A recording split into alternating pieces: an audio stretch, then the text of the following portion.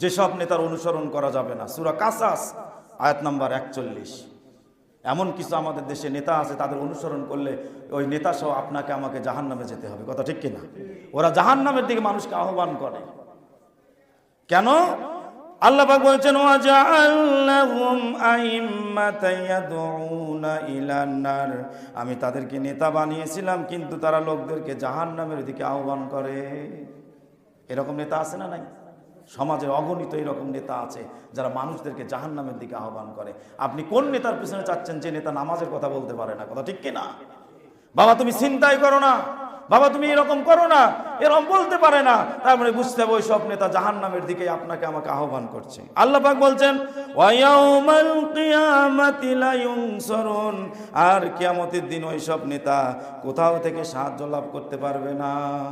তাহলে ওই নেতারা যারা জাহান্নামে ডাকে, কিয়ামতের দিন তারা কোথাও থেকে সাহায্য পাবে না। আল্লাহর সাহায্য পাবে না, রাসূলের সাহায্য পাবে না, কোনো সাহাবীর সাহায্য পাবে না, কোনো ফেরেশতারাও তাকে সাহায্য করবে না। তাদের আহ্বানটা ছিল জাহান্নামের দিকে।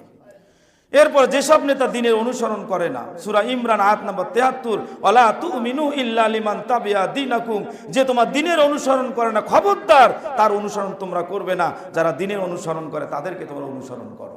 স্পষ্ট আমি বলে দিলাম ভাই বাবারা, হাজি বাবারা, আমি স্পষ্ট বলে দিলাম, যে নেতা দ্বীনের অনুসরণ করে না তার অনুসরণ করা যাবে না। ইসলামের অনুসরণ করে না, এরকম নেতার পিছনে অনুসরণ করা আপনার যাবে না, নির্বাচিত করা যাবে না।